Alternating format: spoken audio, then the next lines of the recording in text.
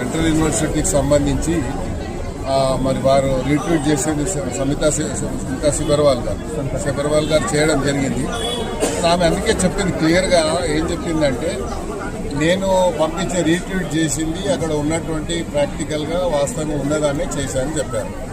కాకపోతే నోటీసు మాకే ఒక్కరు ఇచ్చారు కాబట్టి ఒక సీనియర్ ఐఏఎస్ ఆఫీసర్, అదేవిధంగా చీఫ్ సెక్రటరీ గారిని మీరు చూసారు, మన సుప్రీంకోర్టు కూడా జైలుకు పోతారా అన్నారు. మరి శాంతకుమారి గారు సీనియర్ ఐఏఎస్ ఆఫీసర్, ఆమె టోటల్ క్యారియర్లో ఎక్కడ కూడా ఆమెకు చెడ్డ పేరు లేదు.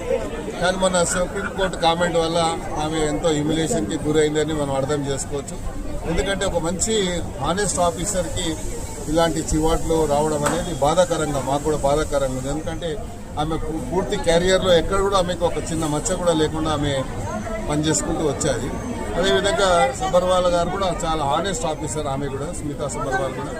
మరి ఆమె ఉన్న వాస్తవాన్ని రీట్వీట్ చేసింది తప్ప ఏదో గవర్నమెంట్ చేసిందని నేను భావించడం లేదు, గవర్నమెంట్ ఉద్దేశపూర్వకంగా బ్లేమ్ చేసిందని నేను భావించడం లేదు.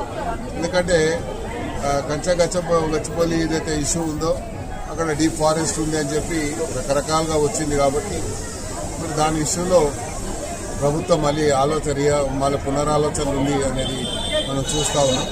సంతోషంగా, ఎందుకంటే సెంట్రల్ యూనివర్సిటీ ఆ పరిధిని, ఆ యొక్క శాంటిటీని కాపాడాలి కాబట్టి ప్రభుత్వం అలా ఆలోచిస్తుందని నేను భావిస్తాను.